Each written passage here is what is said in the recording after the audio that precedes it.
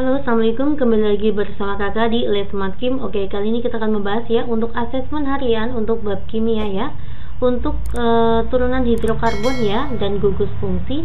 Yang punya bukunya berapa? Saya ambil dari buku yang tanpa ruara. Yuk langsung saja ya. Soal nomor 1.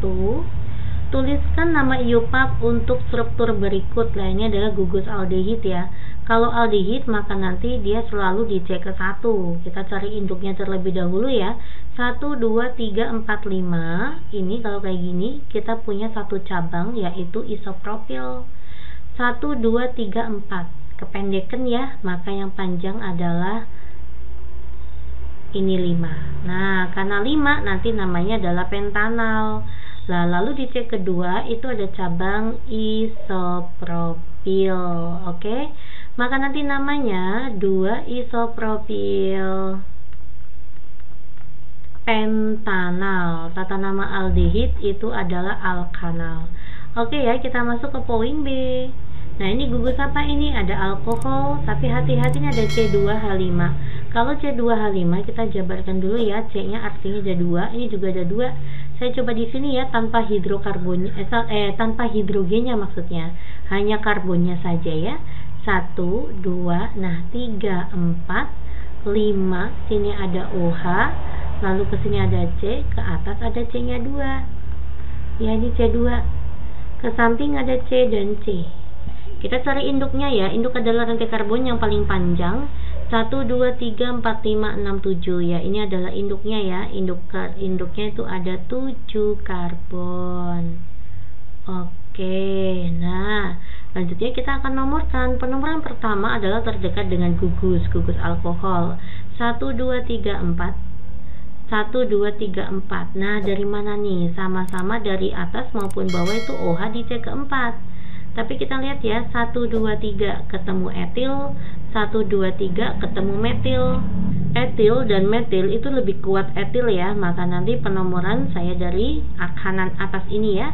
1, 2, 3, 4, 5, 6, 7. Nah, karena 7 namanya heptanol. Lalu di C ketiga ada etil, di C kelima ada metil. Maka nanti namanya 3 etil, 5 metil. Lalu di C keempat ada alkohol, 4, jumlah induknya 7, 4 heptanol. Ini namanya. Selanjutnya ya, kita masuk ke poin C. Ini ada gugus keton ya, Dik ya. Ini C-nya 2 ya, maka ke bawah ya, nanti etil juga ya. 1, 2, saya tulis ulang di sini. 1, 2, ke bawah C-nya ada 2, ke samping ada gugus keton di sini. Ke samping ada C, ke bawah ada C, ke samping ada C. Oke ya, yuk kita akan tentukan induknya. Induk adalah rantai karbon yang panjang dan harus mengandung keton. Maka ini kayak gini, guys. Nah, kayak gini ya. Oke, yuk kita nomorkan. Penomoran pertama terdekat dengan gugus ketonnya ya. 1, 2, 3 ketemu keton. 1, 2, 3, 4 baru ketemu keton. Berarti dari arah kanan. 1, 2, 3, 4, 5, 6. 6 maka namanya heksanol. Nah, di C kedua ada metil, di C keempat juga ada metil. Maka namanya 2,4 dimetil. Lalu ketonnya di C ketiga ya, 3 heksanon. Oke, ini namanya. Selanjutnya kita masuk ke poin D. Ke poin D ya. 1, 2, 3, 4, 5. Ada 5 ya. Ini langsung saja saya buat 5. Iya, penomoran selalu dari gugus asam karboksilat ya. Ini ada kalau aldehid sama askarbox itu selalu dicek ke 1 sini. 1, 2, 3, 4, 5. Nah, nanti kalau asam karboksilat tata namanya asam alkanoat.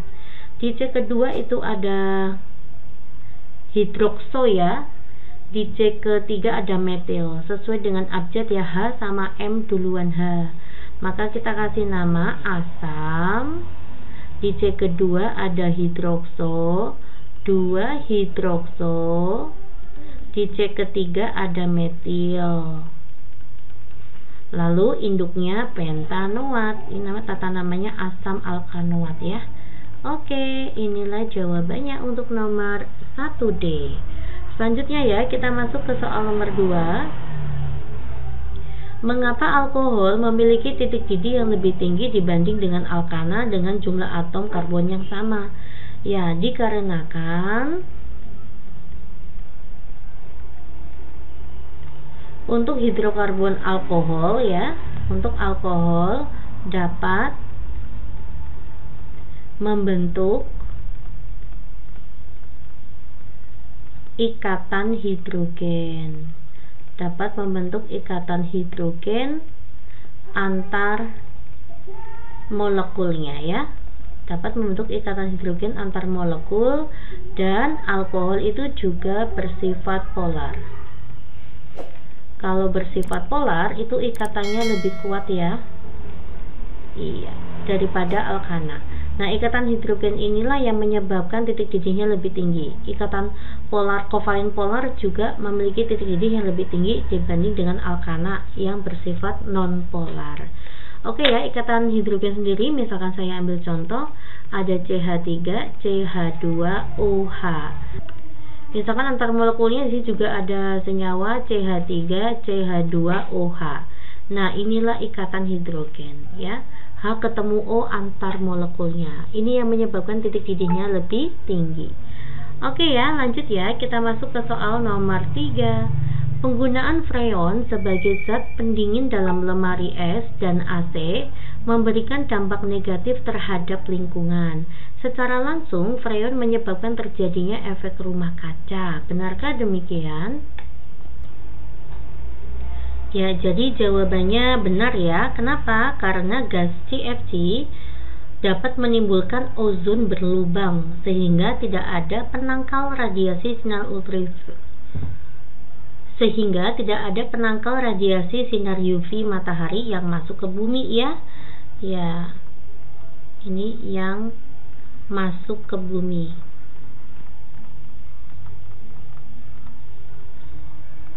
Nah, hal ini menyebabkan ya meningkatkan suhu bumi dan terjadilah efek rumah kaca. Oke ya, kita lanjut ke soal nomor 4. Suatu senyawa organik RCOOH mempunyai sifat-sifat berikut dihasilkan dari oksidasi lanjut alkohol primer. Oke, berarti RCOOH itu adalah sebuah asam karboksilat. Karena asam karboksilat adalah hasil oksidasi ya untuk alkohol primer. 1 mol senyawa yang dapat dioksidasi menghasilkan gas karbon dioksida dan air masing-masing 112 liter dalam keadaan standar. Gambarkan struktur senyawa tersebut disertai namanya. Oke ya, saya punya RCOOH 1 mol ya, artinya koefisiennya 1 nanti, atau saya tulis ini 1 mol ya, menghasilkan dioksidasi ya. Dioksidasi menghasilkan gas karbon dioksida ya, CO2 dan air masing-masing 112 liter, ini juga 112 liter dalam keadaan STP. Maka saya bisa mencari mol dengan saya bagi dengan 22,4, ini juga 22,4. 112 dibagi dengan 22,4 yaitu 5 ya. Ini adalah 5, ini juga adalah 5, itu artinya 5 mol ya. Nanti mol dapat digunakan untuk koefisien. Berarti artinya ini koefisiennya 5, ini juga koefisiennya 5. Berarti artinya C-nya itu ada 5. Paham ya? Dan H-nya ada 10. Maka nanti RCOOH tersebut itu adalah C-nya 5, H-nya 10, O-nya 2. Gitu deh. Ya, karena ini adalah asam karboksilat, itu rumusnya CnH2nO2. Gambarkan struktur senyawa tersebut disertai namanya. Ya, berarti kemungkinannya itu kan bisa nanti 1, 2, 3, 4, 5. Nah, seperti ini. Ya, inilah kalau alkohol primernya di sini ya. Nanti kan alkoholnya di sini COH menjadi aldehid lalu jadi asam karboksilat. Bisa juga kayak gini deh, 1, 2, 3, 4. Nah, 5-nya di sini. Oke ya. Bisa juga 1, 2, 3, 4. 5-nya di sini. Ya. Oke, bisa juga 1, 2, 3,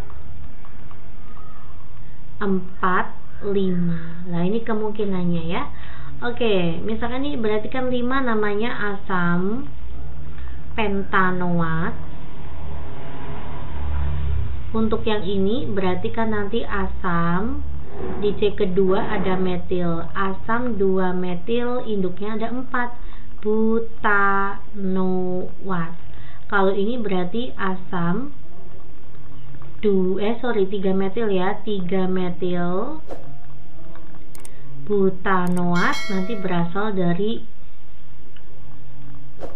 itu ya, 1, 2, 3 ya, 3 metil butanol, itu awalnya kayak gitu alkohol primernya. Nah ini atau kemungkinannya seperti ini, 1, 2, 3, induknya ada 3 ya, di C kedua sama 2 ada metil, maka 2,2 dimetil, depannya ada asam ya, maaf, asam 2,2 dimetil propanoat. Iya, inilah hasilnya. Oke ya, semoga kalian semuanya paham. Kita masuk ke soal nomor 5. Suatu senyawa organik memiliki rumus struktur sebagai berikut, ya ini adalah ester ya dek ya. Nah, tuliskan hidrolisisnya. Ester jika kita hidrolisiskan maka akan menjadi asam karboksilat dan alkohol. Ini C4H9.